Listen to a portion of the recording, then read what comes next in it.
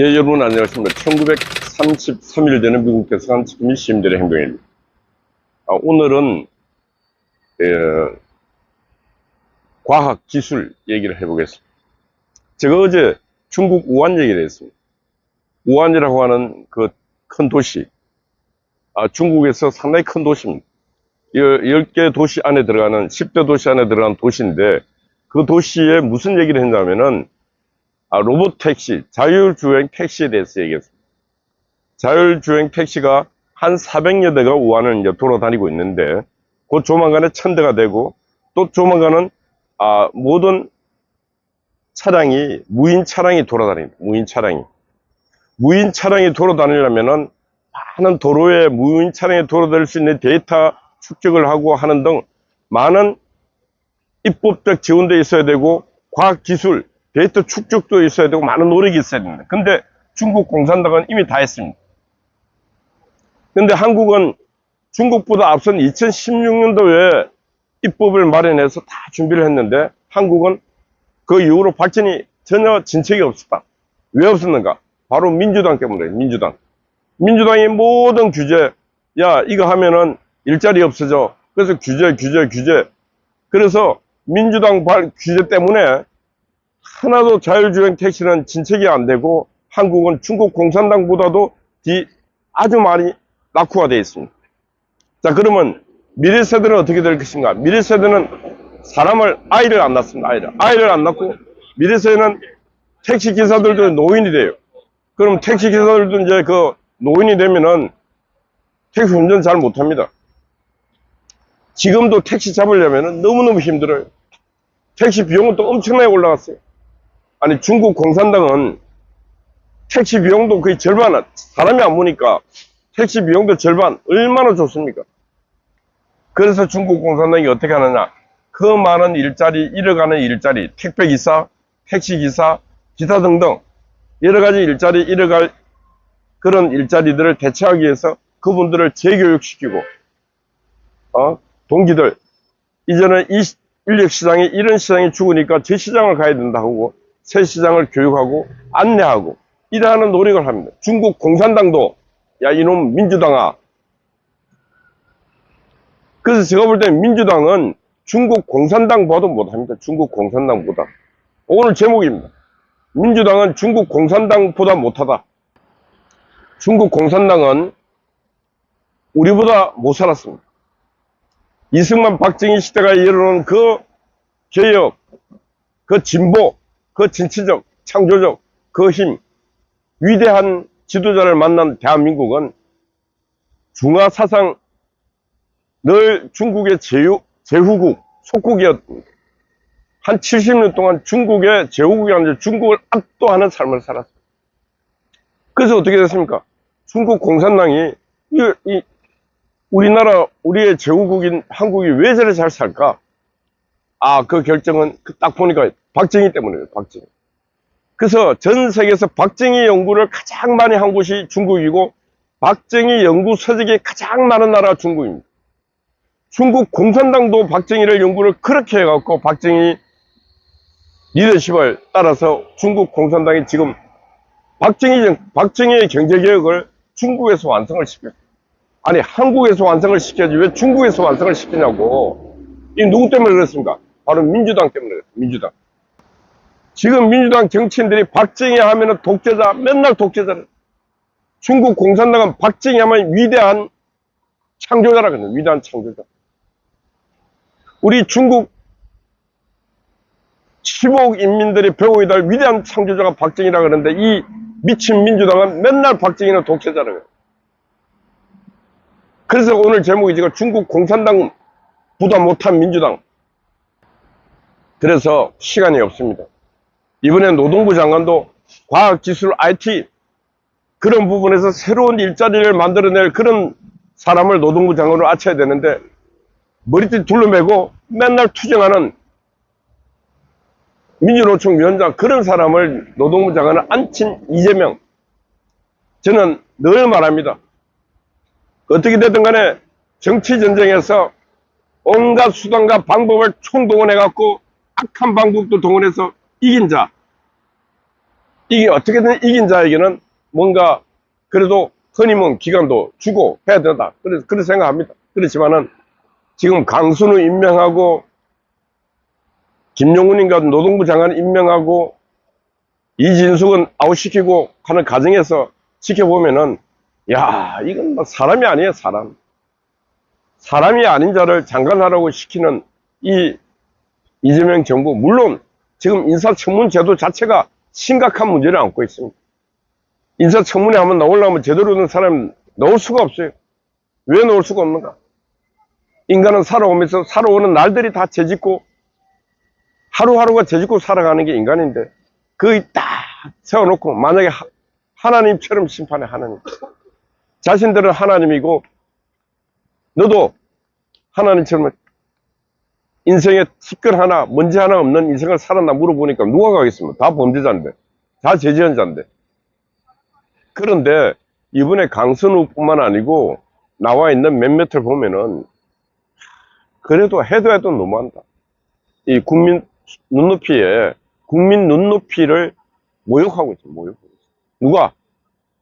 이재명 정부가. 근데 강선우 임명을 강행하겠다고 하는데 그거 임명 강행하지 마라. 응? 임명 강행하면 내가 어제 이재명 정부 망한다 그랬지 않습니까? 예. 사람의 일, 이 사람의 일이나 조직의 일이나 정부의 일은 예감이 나쁜 예감이 들면 계속 지속이 돼서 끝내 망합니다. 근데 제가 볼 때 이재명 정부가 어떻게든지 이 무능한 국민의힘당과 싸워서 이긴 거, 예, 박수 인정합니다.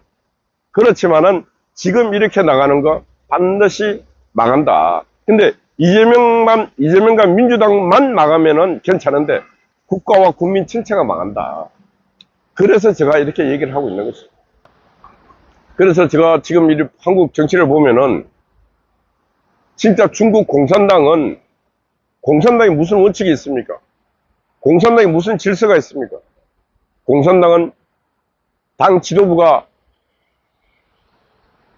진짜 쌍말로 하면 까라면 까는 게 공산당이고, 그런 공산당이 지금 한국을 추월하고 있는 이 현실을 놓고 우리가 불안해하지 않는 자들, 이런 자들은 정신이 없는 자들입니다.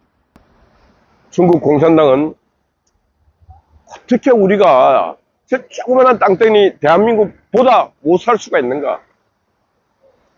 그래서 박정희 정책을 보니까 이승만 정부의 그 교육 정책, 그래서 인재를 중시했다. 그래서 동서평 시대에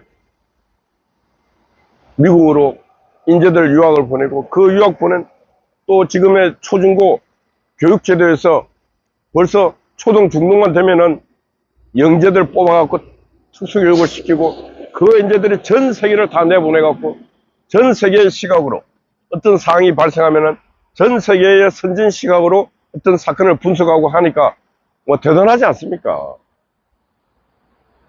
우리 지금 민주당이 그런 분석력이 있습니까? 중국 공산당 그런 분석을 다 한다니까?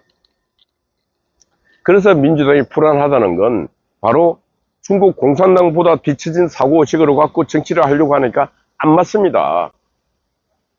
그럼 어떻게 해야 되는가? 빨리 지금 정치전쟁 빨리 했으면 매듭 짓고, 그리고 국민의힘당과 어떻게 이제 타협하고 협력해서, 그리고 정치의 폭도, 이념의 스펙트럼도 넓히고, 그래서 보수, 진보 할 것을 손을 잡고 오직 국익을 위해서, 오직 국민을 위해서 딱 두 가지. 그걸 위해서라면은 제가 이재명 임기 마치고 감옥을 가더라도 하겠습니다. 그러고 그 일을 하면은 임기를 마쳤어. 너무 잘했어. 그래 하면은 제 사함도 받을 수 있는 거예요. 근데 임기 마칠 무렵 됐어. 나라 다 망했어. 그럼 어떻게 되겠어?